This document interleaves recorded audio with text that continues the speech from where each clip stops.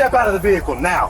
Officer, this is my car. What is the issue? You think I don't know what I'm looking at? Step out. I can show you the People like you don't just roll around in cars like this without answers. My name is Nadira Osei. I am a federal judge. And I'm the governor. Out. At 2:47 p.m. on a Saturday afternoon at a Sunoco station off Highway 9 in Beaumont County, Georgia, a white sheriff accused a black woman of stealing her own Cadillac Escalade. The woman was federal judge Nadira Osei, a sitting United States District Court judge with 9 years on the federal bench, a Harvard Law degree, and a record of landmark civil rights rulings that had reshaped policy across the Southeast. The sheriff who approached her, Wade Purcell, had already decided, based on her skin color and the price of her vehicle, that she didn't belong behind the wheel. What happened over the next 45 minutes was captured on body camera, gas station surveillance, and multiple bystander cell phones. The footage would go viral within hours. Federal agencies would be mobilized within days, and a sheriff who had operated without accountability for over a decade would finally face the kind of justice he had spent his career denying to others. Judge Nadira Osei had spent the morning visiting her elderly mother in a small rural town about 2 hours south of Atlanta. It was a trip she made once a month, always on a Saturday, always alone. She dressed casually for the drive, jeans and a cream-colored blouse, sunglasses on her head. Her black Cadillac Escalade was registered in her name, paid in full, and had been parked in the same federal courthouse garage every weekday for the past 4 years. She pulled into the Sunoco to fuel up for the last stretch home. She swiped her card, selected the grade, and stood by the pump scrolling through messages on her phone. It was quiet. A few other vehicles at the pumps. A clerk inside behind the counter. Nothing unusual. Then a marked Beaumont County Sheriff's cruiser pulled into the lot and parked at an angle near the air pump. Behind the wheel was Sheriff Wade Purcell, 56 years old, 11 years as the elected sheriff of Beaumont County. His eyes locked on Osei before his engine was off. He watched her for a few seconds, then his gaze moved to the Escalade. He reached for his radio. Possible 1057 at the Sunoco on Highway 9. Black female, late model Escalade. Running the plate now. He didn't wait for dispatch to respond. He was already stepping out of the cruiser, adjusting his belt, and walking toward her. Sheriff Wade Purcell had run Beaumont County like a personal kingdom for more than a decade. He ran unopposed in every election cycle, backed by a network of local officials and business owners who valued order over fairness. In a county where 38% of the population was black, his department was entirely white. Every deputy, every dispatcher, every administrative clerk. It wasn't an accident, it was a culture, and Purcell had built it from the top down. Over his career, 31 formal complaints of racial profiling had been filed against him or his deputies. Every single one had been reviewed internally and dismissed. Black residents had reported being stopped without cause, searched without consent, spoken to with language that left no room for interpretation. None of it had ever led to discipline. 2 prior Department of Justice inquiries had been opened into Beaumont County's policing practices. Both were quietly closed after political pressure from county officials and state-level allies who considered Purcell an asset to their vision of law and order. His deputies modeled his behavior because his behavior was rewarded. In Beaumont County, targeting black residents wasn't a fireable offense. It was standard practice. And the man who set the standard was now walking across a gas station lot toward a woman he had already decided was a criminal. Judge Nadira Osei was not someone who needed a title to command respect, but she had earned one that carried the full weight of the United States government behind it. She had been appointed to the federal bench 9 years earlier, nominated by the President and confirmed by the Senate to sit on the U.S. District Court for the Northern District of Georgia. Before that, she had spent 14 years as a federal prosecutor, trying cases involving public corruption, organized crime, and civil rights violations.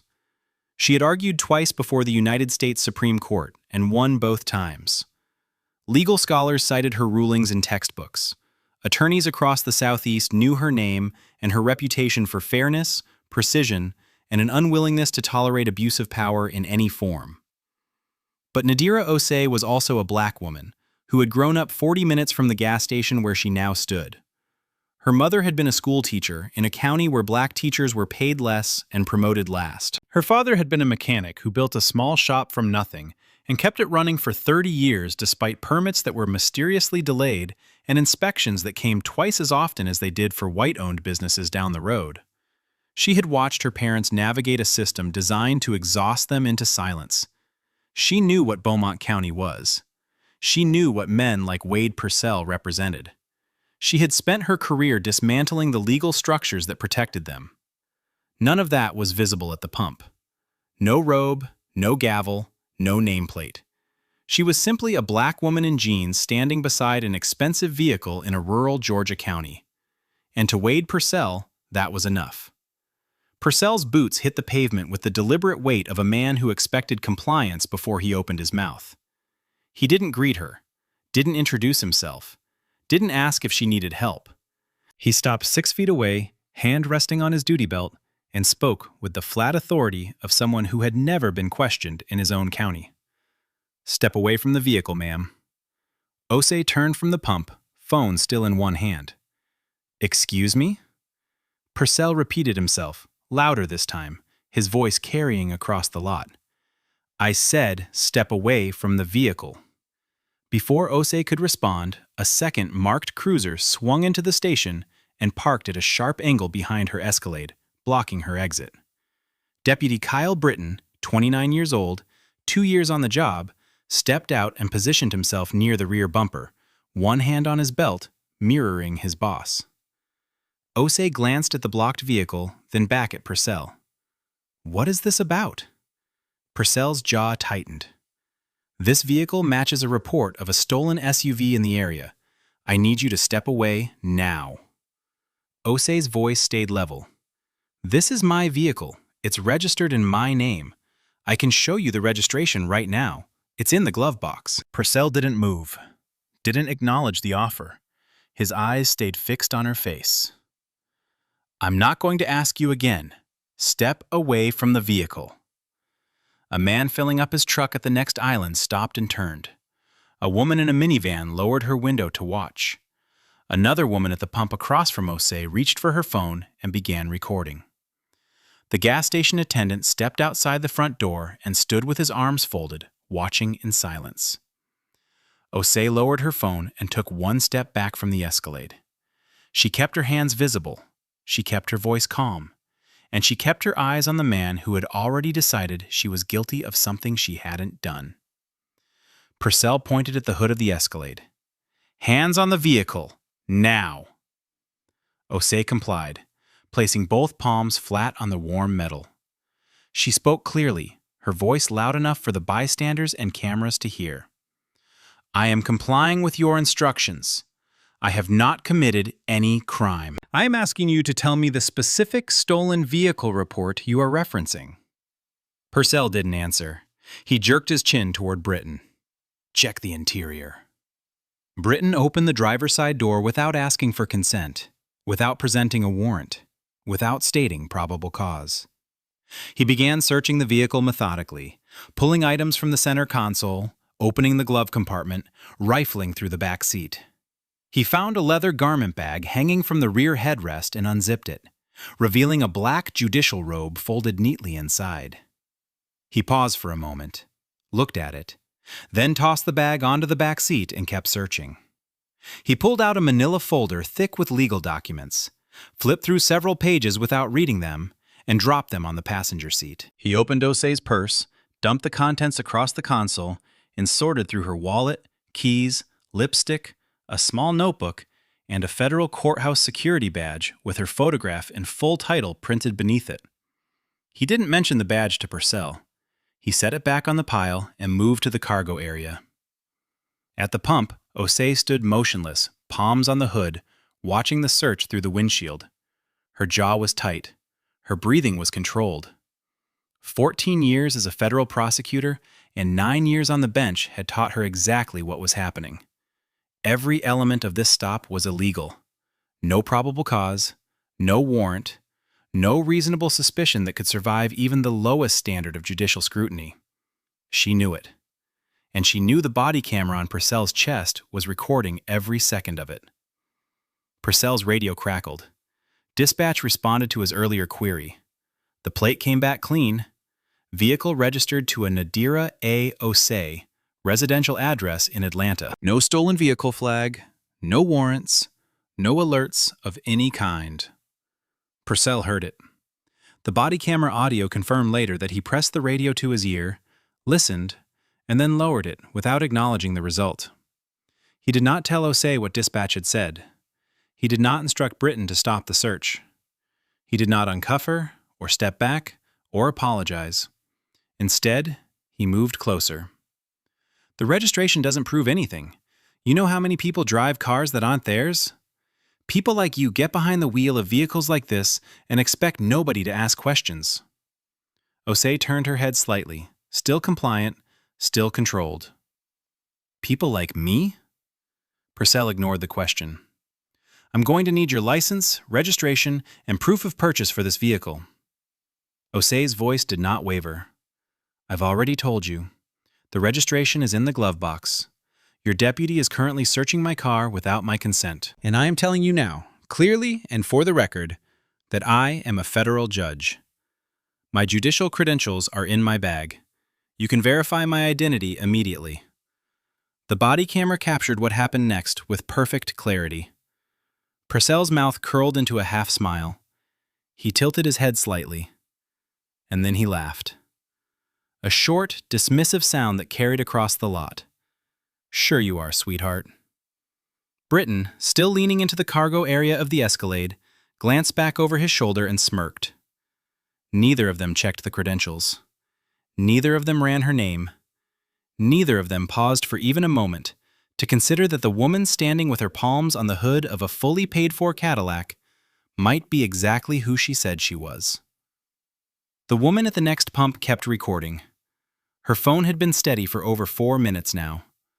A second bystander, a young man in a work uniform, had started filming from near the air pump. The gas station's 4 exterior surveillance cameras continued their silent rotation, capturing every angle of a stop that had no legal basis and an interrogation that had just crossed the line from which there would be no walking back.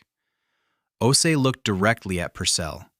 Her voice was quiet, but carried the precision of someone who had spent decades choosing words that would hold up under scrutiny. You are making a mistake you will not be able to undo. Purcell leaned in closer. The body camera recorded his face inches from hers. The only mistake here is your attitude. Purcell reached for her arm. Turn around. Osei turned slowly, keeping her movements deliberate and visible. For what reason am I being detained? Purcell didn't answer. He grabbed her left wrist and pulled it behind her back, then reached for her right.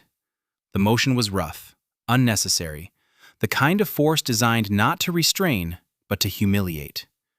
Osei's shoulder twisted at an awkward angle as he yanked both arms together. She winced, but did not cry out.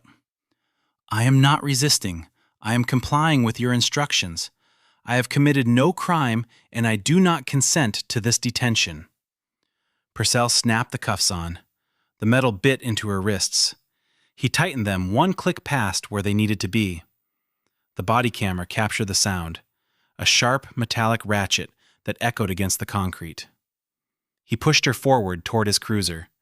His hand pressed flat between her shoulder blades, forcing her to move faster than her footing allowed. Her sandal caught the edge of the curb, and she stumbled forward, both knees hitting the asphalt hard. Without her hands free to break the fall, her full weight landed on the pavement. The skin on both knees split open against the rough surface. Blood appeared immediately on her jeans. Purcell did not stop, did not ask if she was hurt, did not help her up. He grabbed her arm above the elbow and hauled her to her feet, then continued walking her toward the cruiser. Get in. Britton opened the rear door. Osei ducked her head and lowered herself into the back seat, wrists throbbing, knees burning, the smell of hot vinyl and stale air surrounding her. The door slammed shut. The sound was final and heavy, the sound of a locked cage closing around a woman whose only crime was existing in a space where someone with a badge had decided she did not belong. At the pumps, the woman with the phone whispered to her husband, "Oh my God." The young man in the work uniform had moved closer, his camera capturing the blood on Osei's knees as she was walked to the cruiser. The gas station attendant stood frozen in the doorway, arms still folded, face tight with the expression of someone who had seen this kind of thing before, but never quite like this. A white couple leaving the station slowed their car to a stop, the passenger rolling down her window, staring.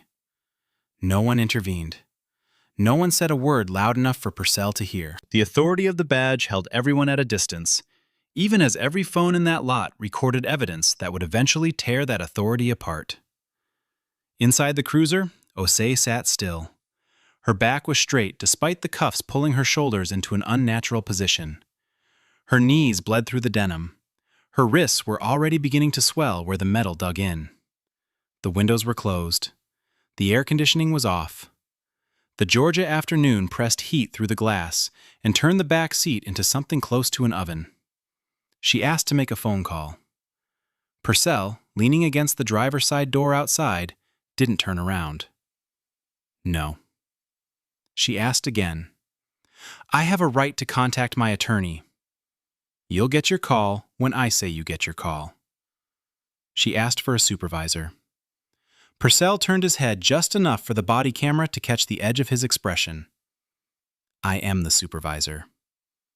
She asked for his badge number. He said nothing.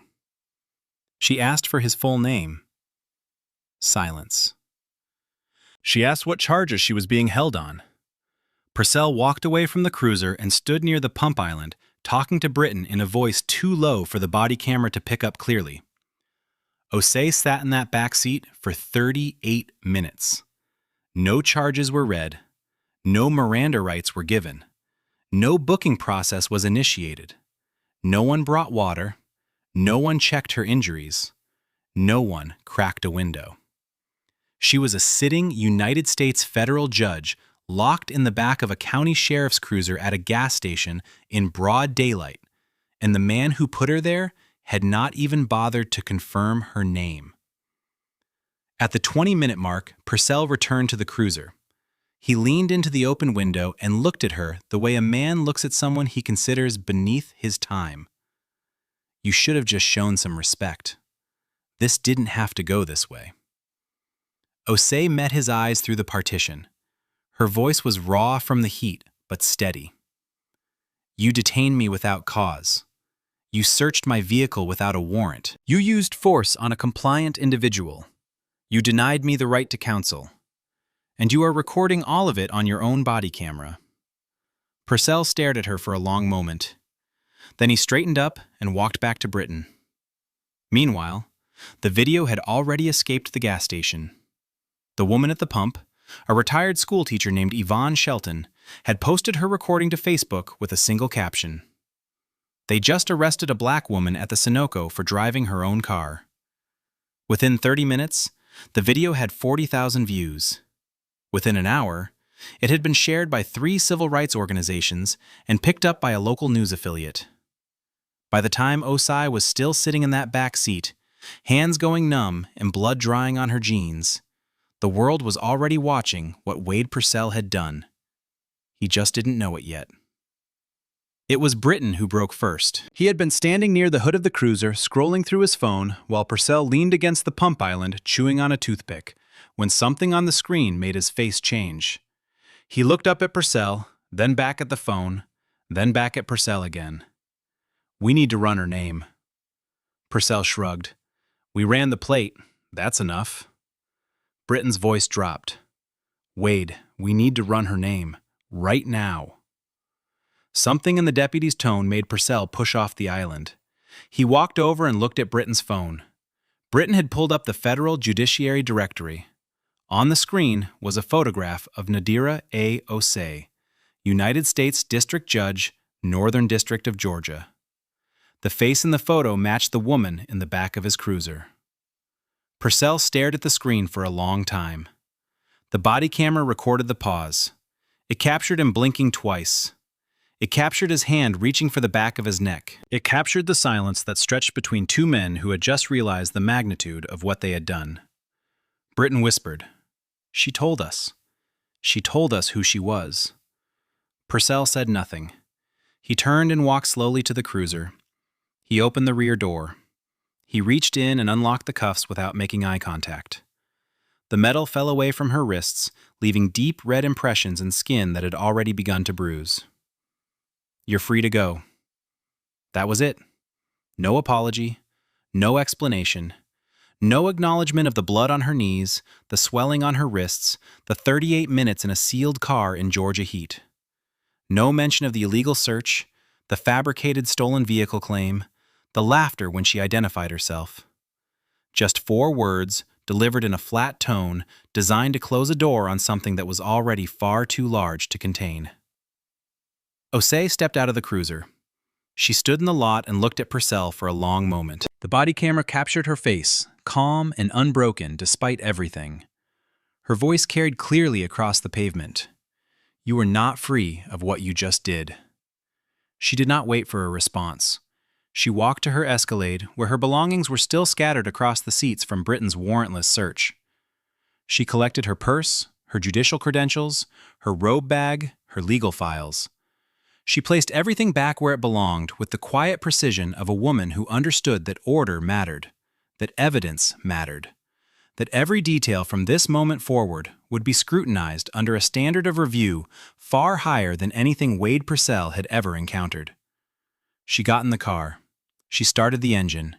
She pulled out of the Sunoco station and turned north toward Atlanta. But she did not go home. She drove directly to the FBI field office on Century Parkway. She walked in with blood still visible on her jeans and bruises forming on both wrists. She identified herself by name and title. She requested to speak with the special agent in charge, and within the hour, she was sitting in a secure room giving a detailed, sworn statement about everything that had happened at the gas station off Highway 9 in Beaumont County, Georgia.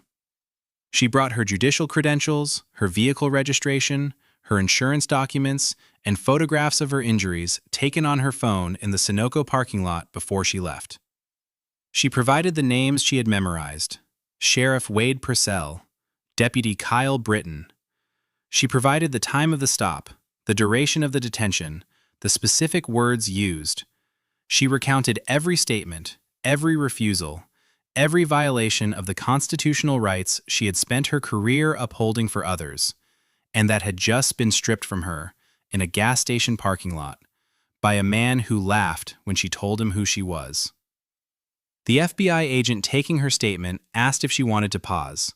She said no. She said, "I want every word on the record." By Monday morning, the machinery of federal accountability was fully in motion. FBI special agents from the Atlanta field office had been formally assigned to the case. The Department of Justice Civil Rights Division had been notified and had opened a preliminary inquiry before noon. The chief judge of the Northern District of Georgia, after being briefed on the incident over the weekend, issued a public statement that moved through legal circles like a shockwave. What happened to Judge Osei is not merely a personal injustice. It is an assault on the federal judiciary and the constitutional principles every officer of the law is sworn to uphold. The statement was unprecedented. Federal judges rarely commented publicly on active investigations. The fact that the chief judge had spoken at all signaled to every attorney, every agency, and every elected official paying attention that this case would not be handled quietly. Body camera footage was subpoenaed from the Beaumont County Sheriff's Department by 10 a.m. Monday. A federal preservation order was issued simultaneously, prohibiting any deletion, alteration, or transfer of digital files from the department's servers. Gas station surveillance footage was secured by FBI agents who arrived at the Sunoco before the morning shift change. The station manager provided full access without hesitation. 4 exterior cameras had captured the entire encounter from multiple angles, timestamps synchronized, resolution clear enough to read the text on Purcell's badge from 30 feet away. Bystander videos, now circulating across every major social media platform with a combined view count exceeding 6 million, were cataloged and entered into the evidentiary record. Yvonne Shelton, the retired teacher who had posted the first video, was contacted by federal investigators and provided a detailed witness statement along with the original, unedited file from her phone. But the body camera footage was the centerpiece. It was Purcell's own equipment, department-issued, department-maintained, activated by his own hand before he stepped out of the cruiser. It captured his radio call to dispatch before he had any interaction with Osei. It captured dispatch confirming the vehicle was not stolen. It captured him continuing the stop anyway. It captured the words "people like you" and the laugh after she identified herself as a federal judge. It captured the cuffs, the fall, the blood, the 38 minutes in a sealed cruiser, and the flat, unapologetic dismissal at the end. And then the scope of the investigation expanded beyond the gas station. Federal agents requested access to the Beaumont County Sheriff's Department's full complaint history, internal review records, personnel files, and dispatch logs going back 10 years. The county attorney initially attempted to push back, citing administrative burden. The U.S. Attorney's Office responded with a federal subpoena that arrived before the county attorney finished drafting his objection. What investigators found inside those records would turn one sheriff's worst day into the beginning of a reckoning that reached far beyond a single gas station in rural Georgia. The records told a story that the people of Beaumont County had been trying to tell for years. Nobody with the power to act had ever listened. Now, with federal investigators pulling files from every cabinet and server in the department, the full scope of what Wade Purcell had built became impossible to ignore. Traffic stop data showed that black drivers in Beaumont County were stopped at 7 times the rate of white drivers. In a county where black residents made up 38% of the population, they accounted for 81% of vehicle searches and 74% of roadside detentions. The numbers alone were damning. The details behind them were worse. 3 black men had been arrested on fraudulent stolen vehicle claims in the past 2 years alone. Each had been driving a late-model vehicle. Each had been stopped without a specific report or dispatch confirmation. Each had been cuffed, searched, and held for hours before being released without charges. None of them had received an apology. None of them had been told the basis for the stop. Their complaints had been filed internally and dismissed within days. A black-owned barbershop on the east side of town had been raided 8 months earlier on an anonymous tip alleging drug activity. Deputies entered without a warrant, forced the owner and 6 customers to the ground, and searched the entire premises. They found nothing. The shop owner filed a complaint. Internal Affairs reviewed it and concluded the officers had acted in good faith based on the information available. The anonymous tip was never traced or verified. A 17-year-old black teenager named Elijah Cook had been detained after a Friday night football game for matching a description. The description, according to the incident report, was a black male in dark clothing. Elijah was held for 14 hours in a holding cell without charges, without his parents being notified, and without access to a phone. When his mother finally located him the next morning, she was told it had been a misunderstanding. She filed a complaint. It was dismissed. Federal investigators found 31 formal complaints of racial profiling filed against the department over the past decade. Every single one had been reviewed by the same internal affairs process. Every single one had been dismissed. The review files were thin, sometimes only a single page. Several contained identical language copied from one dismissal to the next, as if the conclusion had been written before the investigation began. Dashcam footage from routine traffic stops revealed deputies using racial slurs during interactions with black motorists. In one recording, a deputy could be heard telling a black driver pulled over for a broken taillight, "You're lucky I'm in a good mood today. Next time, stay in your part of town." The footage had been uploaded to the department server and never reviewed by anyone. Internal emails painted the clearest picture of all. Investigators found a chain between Purcell and his senior deputies discussing how to handle what one deputy called problem complaints. Purcell's response was direct. File it, flag it, forget it. If they don't have a lawyer, it goes nowhere. In another email, a sergeant asked Purcell how to handle a business owner's request to keep certain people from loitering near a shopping plaza. Purcell replied, "Use discretion. If they don't belong, move them along. We support our business community." The sergeant's subsequent incident reports showed that every person moved along from that plaza over the following 6 months was black. 2 prior Department of Justice inquiries had been opened into Beaumont County's policing practices. Both had been initiated after clusters of complaints reached federal attention.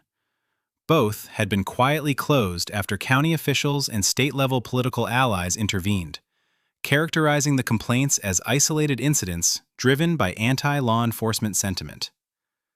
The DOJ attorneys assigned to those inquiries had recommended further investigation.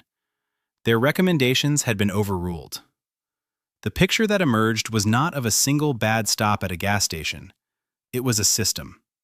Built by one man, sustained by silence, protected by a structure that treated complaints from black residents as noise to be managed rather than evidence to be examined. Wade Purcell had not made a mistake that Saturday afternoon. He had done what he always did. The only difference was that this time, the woman he did it to had the power, the knowledge, and the standing to ensure that the system he built would be the thing that buried him. By the time federal investigators finished cataloging the evidence, the case had grown far beyond the Sunoco station, and the grand jury that would soon convene would not be hearing about one sheriff's bad afternoon.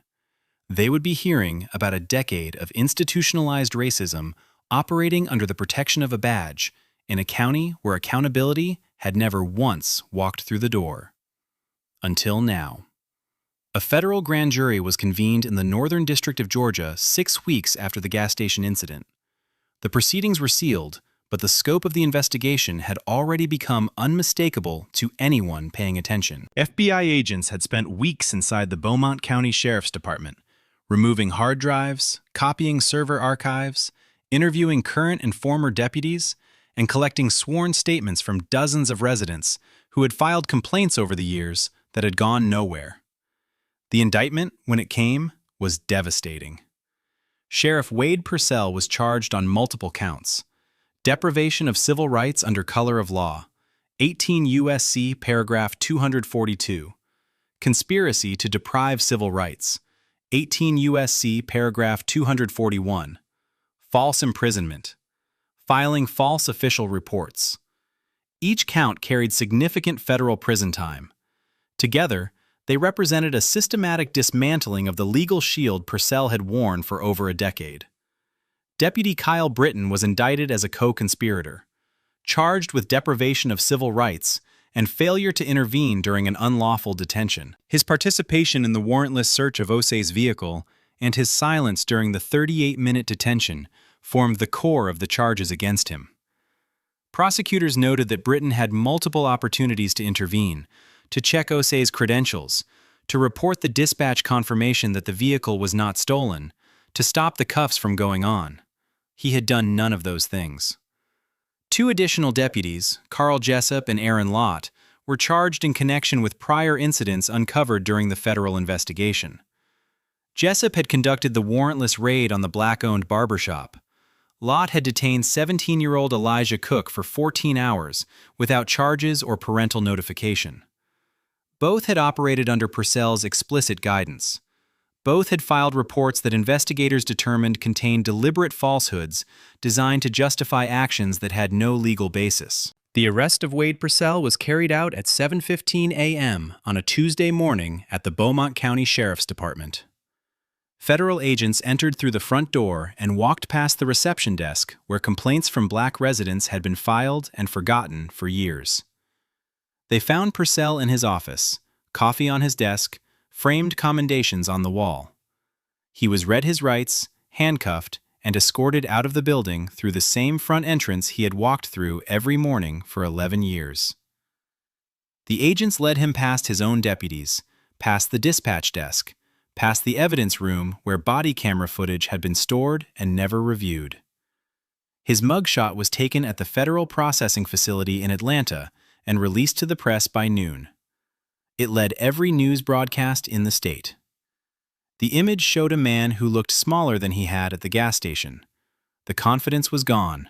The badge was gone. The authority that had allowed him to laugh in the face of a federal judge was gone. What remained was a 56-year-old man in a federal holding facility, facing charges that could put him away for the rest of his functional career and define his name for the rest of his life. Britton was arrested the same morning. He did not resist. He said nothing during processing. His attorney released a statement calling the charges excessive and promising a vigorous defense. The statement convinced no one who had seen the footage. Jessup and Lott were arrested later that afternoon. Both were booked and released on bond. Both were stripped of their badges and firearms. Both were barred from entering the Beaumont County Sheriff's Department pending trial. In the span of a single morning, the department that had operated without oversight for over a decade lost its sheriff, a deputy, and 2 senior officers to federal indictments. The remaining staff were placed under the temporary supervision of the county administrator, who appeared at a brief press conference that evening and read a prepared statement that used the word accountability 4 times, without once acknowledging what had made it necessary. Back in Atlanta, Judge Osai was informed of the arrests through official channels. She made no public statement. She issued no comment to the media. She returned to her bench the following day and presided over her scheduled docket as if nothing had changed. But everything had changed, and the trial that would follow would ensure that the change was permanent. The federal trial of Wade Purcell began on a Monday morning in the same courthouse where Judge Nadira Osai had presided over cases for 9 years. She had recused herself as required. A visiting judge from the 11th Circuit was appointed to oversee the proceedings. The courtroom was full. Every seat in the gallery was taken. Reporters lined the back wall. Federal marshals stood at each exit. Outside, a crowd had gathered on the courthouse steps, holding signs and waiting for updates that would be relayed through the glass doors every time someone stepped out. The prosecution opened with the body camera footage. They played it from the beginning. The radio call to dispatch before Purcell had even stepped out of his cruiser. The approach. The command to step away from the vehicle. Osei's calm, repeated attempts to explain that the car was hers. Britton blocking her exit. The warrantless search. The credentials pulled from her bag and ignored. The dispatch confirmation that the vehicle was not stolen. Purcell's decision to continue anyway. The courtroom was silent as the footage played on 2 large monitors positioned for the jury and the gallery. The jury watched Purcell's hand shove Osei toward the cruiser. They heard the sound of her knees hitting asphalt. They saw the blood appear on her jeans. They watched her sit in a sealed cruiser for 38 minutes without charges, without water, without a cracked window in the Georgia heat. They heard Purcell tell her she should have shown some respect, and they heard him laugh when she told him she was a federal judge. The sound of that laugh hung in the courtroom like a verdict that had already been delivered. Then the prosecution played the dispatch audio. The jury listened to the confirmation that Osei's vehicle was clean, registered in her name, no flags, no warrants, no stolen vehicle report matching the Escalade. They listened to the timestamp. They noted that the confirmation came before the cuffs, before the search, before the fall. Purcell had known the car was not stolen, and he had continued anyway. Prosecutors then broadened the case beyond the gas station. They presented body camera footage from 22 other incidents involving Purcell and his deputies. The jury watched a montage of black residents being stopped, searched, detained, and humiliated across Beaumont County over a span of years. They watched the barbershop raid. They watched Elijah Cook, 17 years old, being led into a holding cell for matching a description that could have applied to half the young men in the county. They watched deputies using language on dashcam audio that made several jurors visibly recoil. 19 victims took the stand over the course of the trial.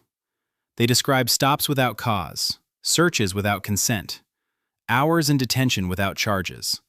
Language that made clear the only thing suspicious about them was the color of their skin. A woman named Gloria Fenton described being pulled from her car during a school pickup because her sedan looked like one reportedly involved in a hit-and-run 3 counties away. She was handcuffed in front of her 2 children. The report turned out to be for a vehicle of a different make and color. No apology was offered. Her complaint was dismissed in 4 days. A man named Samuel Drayton described being stopped while jogging in his own neighborhood. A deputy told him someone had reported a suspicious person. Drayton was wearing a reflective vest and running shoes. He was detained for 40 minutes. His complaint was filed internally and marked resolved, with no action taken. Each testimony built upon the last. Each one revealed the same pattern, and each one pointed to the same source. Judge Osai testified on the 9th day of the trial. She wore a dark suit, no robe, no insignia of office. She sat in the witness chair and recounted the events of that Saturday afternoon with the same calm precision she had shown at the gas station. She described the approach, the commands, the search, the cuffs, the fall, the 38 minutes in the cruiser. She described asking for a phone call and being denied. She described asking for a supervisor and being told Purcell was the supervisor. She described asking for his badge number and receiving silence. When the prosecutor asked how she felt during the detention, she paused for the first time. I have spent my career in courtrooms ensuring that the Constitution applies equally to every person in this country. In the back of that cruiser, with my hands cuffed and my knees bleeding, I understood for the first time what it feels like when it doesn't. The defense attempted to frame the stop as a legitimate response to a stolen vehicle concern. Purcell's attorney argued that his client had acted on reasonable suspicion and had followed department protocols for vehicle stops. The strategy collapsed almost immediately. Use of force experts testified that nothing in the encounter met the legal threshold for a Terry stop, let alone a full detention with handcuffs. Constitutional law professors explained that dispatch had confirmed the vehicle was not stolen before the cuffs were applied, eliminating any claim of reasonable suspicion. A former FBI behavioral analyst reviewed the body camera footage and identified what she described as targeted enforcement behavior, noting that Purcell's language, posture, and decision-making were consistent not with an officer investigating a crime, but with an officer acting on racial bias. Purcell took the stand in his own defense on the 3rd week. His attorney walked him through the event slowly, attempting to present each action as measured and procedural. But under cross-examination, the facade fell apart. The prosecutor played the moment Purcell laughed at Osei's identification and asked him to explain what was funny. Purcell said he didn't recall laughing. The prosecutor replayed the audio. The jury watched Purcell's face as his own voice filled the courtroom. He had no answer. The prosecutor asked why he continued the detention after dispatch confirmed the vehicle was not stolen. Purcell said he wanted to be thorough. The prosecutor asked how 38 minutes in a sealed car without charges, water, or a phone call constituted thoroughness. Purcell did not respond. The prosecutor asked about the phrase, "people like you." Purcell said it referred to people who drive expensive vehicles, not to race. The prosecutor then played 4 dash cam recordings from other stops in which Purcell or his deputies used the same phrase, each time directed at a black motorist. Purcell stared at the table in front of him and said nothing. The jury deliberated for less than a day. The verdict was unanimous on every count. Guilty of deprivation of civil rights under color of law. Guilty of conspiracy. Guilty of false imprisonment. Guilty of filing false reports. The courtroom erupted in murmurs. Several of the victims in the gallery held each other. A woman in the second row covered her mouth and wept. Purcell stood motionless as the verdicts were read. His attorney placed a hand on his shoulder. Purcell did not react. Sentencing came 3 weeks later. The judge, speaking to a courtroom that was once again full, addressed Purcell directly. You took an oath to uphold the law and instead used your badge as a weapon against the people you swore to protect. You did not do this once. You did it systematically, repeatedly, and without remorse, targeting citizens based on the color of their skin and relying on a system you built to ensure that no one would ever hold you accountable. Purcell was sentenced to 7 years in federal prison, the maximum under the guidelines for the combined charges.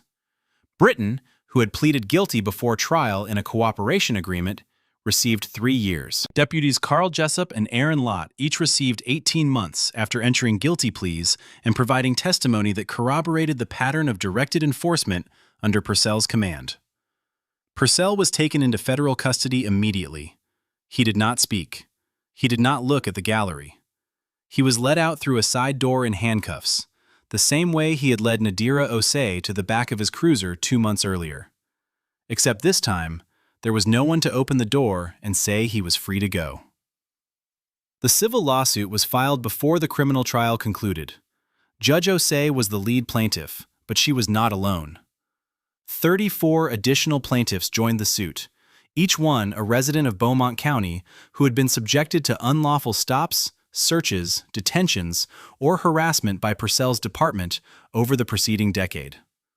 Their cases had been documented during the federal investigation. Their complaints, once dismissed and buried, were now exhibits in a federal civil rights action.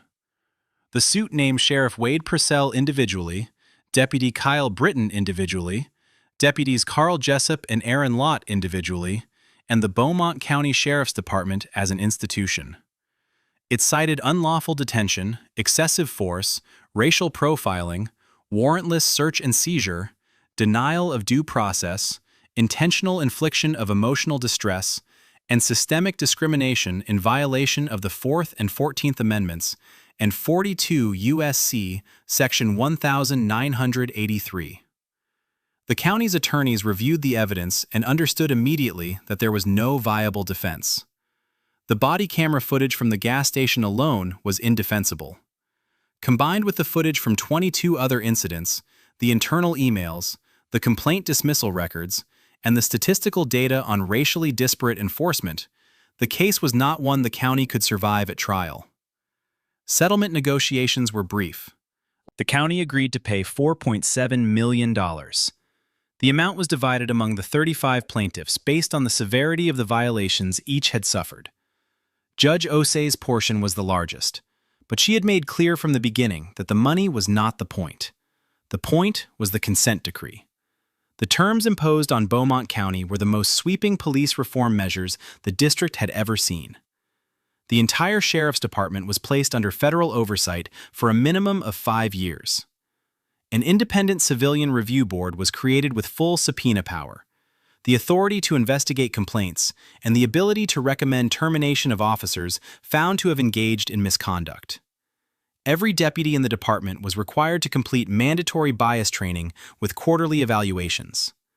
Those who failed were subject to immediate suspension and review. Body camera activation was made mandatory for every citizen interaction, every call for service, and every enforcement action, with severe penalties including termination for non-compliance. All body camera footage from business-related calls and traffic stops was to be reviewed monthly by the Civilian Oversight Board. Demographic data on all stops, searches, and detentions was to be collected and published in quarterly public reports. A zero-tolerance policy was codified for selective enforcement, requiring documented, articulable legal justification for every removal, detention, or arrest. The hiring practices of the department were overhauled.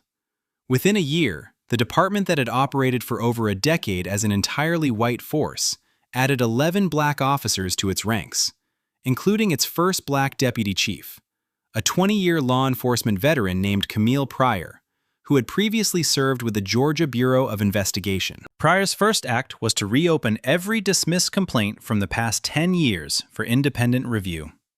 The $4.7 million settlement included a separate $400,000 compensation fund designated for the 47 individuals identified during the federal investigation as victims of discriminatory enforcement who had not been part of the original lawsuit. Each was contacted individually, informed of the fund, and offered access to legal counsel provided at no cost through a partnership with the ACLU of Georgia. Purcell's name was removed from the Beaumont County Law Enforcement Memorial, where it had been engraved 5 years earlier during a ceremony attended by the same county officials who had helped close the prior DOJ inquiries. The plaque was replaced with a simple inscription: "This department serves all residents of Beaumont County equally and without prejudice. The law belongs to everyone." Back in Atlanta, Judge Osei reviewed the consent decree through official channels. She made no public comment on the settlement. She issued no statement to the press. She returned to her courtroom and continued her work. But through her attorneys, she ensured that one additional provision was included in the final agreement. Every new deputy hired by the Beaumont County Sheriff's Department would be required, on their first day, to watch the body camera footage from the Sunoco station in its entirety. All 45 minutes of it. From the radio call before Purcell left his cruiser, to the moment he uncuffed a federal judge and told her she was free to go, without ever once saying he was sorry. The provision was accepted without objection. Weeks later, Judge Nadira Osei returned to a routine that from the outside looked unchanged. She drove to the courthouse each morning, presided over her docket, reviewed briefs, issued rulings. Her colleagues treated her no differently. Her clerks asked no questions. The work of the federal bench continued, as it always had, steady, deliberate, and bound by the principle that the law applied equally to every person who stood before it. She did not give interviews. She did not appear on cable news panels or accept invitations to speak at rallies. She declined every request for comment from journalists who wanted her to become a symbol of something larger than what had happened to her. She had never needed the public to validate her authority. The Constitution did that. And the record she had built over 9 years on the bench spoke louder than any headline ever could. But at a private bar association dinner held that fall in Atlanta, attended by judges, attorneys, and legal scholars from across the Southeast, she was asked to say a few words. She stood at the podium, adjusted the microphone, and looked out at the room for a moment before speaking. He looked at me and saw someone who didn't belong. I looked at him and saw a system that had never been held accountable. Now it has. She returned to her seat. The room was silent for a long moment before the applause began. In Beaumont County, the changes moved slowly, but they moved. The Civilian Oversight Board held its first public meeting 4 months after the consent decree was signed. Residents who had never attended a government meeting filled the room. Some of them brought the complaint forms they had filed years earlier, the ones that had been dismissed with identical language and forgotten in filing cabinets. They wanted the new board to see what had been ignored. The board accepted every document. Deputy Chief Camille Pryor led the department's transition with the kind of quiet authority that came from 2 decades of doing the work without needing to perform it. She reviewed every open case file, reassigned patrol routes to eliminate the concentration of enforcement in predominantly black neighborhoods, and implemented a ride-along program that paired new deputies with community leaders during their first month on the job. She did not give speeches about reform. She simply changed how the department operated. One policy, one hire, one interaction at a time. The Sunoco station on Highway 9 still sold gas. The pump still hummed on Saturday afternoons. The same concrete lot where Osei's knees had bled was patched and repainted that spring, though not because of the incident. The station manager never spoke publicly about what happened, but regular customers noticed that the exterior surveillance system was upgraded to 8 cameras within a month of the trial, and a small handwritten sign appeared taped to the inside of the cashier's window that read, "All customers are welcome here." Yvonne Shelton, the retired school teacher who had posted the first video, was interviewed by a documentary crew that fall. She sat in her living room with her hands folded in her lap and said, "I didn't do anything special. I just kept the camera on. That's all it takes sometimes. You just don't look away." Her video, the original Facebook post with the single-line caption, remained online. It had been viewed over 14 million times. Wade Purcell served his sentence at a federal correctional facility in central Georgia. He did not give interviews. He did not issue a public apology. He did not write to Judge Osei or to any of the 47 victims identified during the investigation. Through his attorney, he maintained that he had been doing his job and that the prosecution was politically motivated. The statement was reported once and forgotten. His name, however, was not. It appeared in law enforcement training materials distributed to police academies across 3 states. It appeared in civil rights law textbooks used at 14 universities. It appeared in a DOJ brief cited in 2 subsequent federal cases involving racially motivated policing. He would carry it for the rest of his life. Not the badge, not the title, just the name, attached permanently to a body camera recording that showed a man in uniform laughing at a black woman who told him she was a federal judge. Kyle Britton served his 3-year sentence and was released to a world that had no place for him in law enforcement. His certification was permanently revoked. He moved out of state and did not return to Beaumont County. Jessup and Lott served their 18-month sentences and similarly disappeared from public life. None of them issued apologies. None of them demonstrated any understanding of the harm the body camera had captured so clearly. In the new Civilian Oversight Office in Beaumont County, a framed photograph hung on the wall opposite the entrance. It had been taken from the gas station's exterior surveillance camera, a wide-angle shot showing a black woman in handcuffs standing beside a black Cadillac Escalade.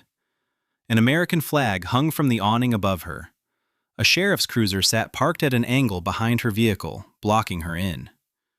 The image was sharp and unambiguous. Beneath it, a single line was printed in plain black text on a white card. Accountability begins where arrogance ends. No names were printed. They didn't need to be.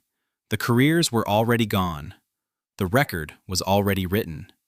And the woman in the photograph was already back on the bench, doing the work she had always done, in a country that still needed her to do it. If you think this situation was bad, wait until you see what happens in the case on the right-hand side.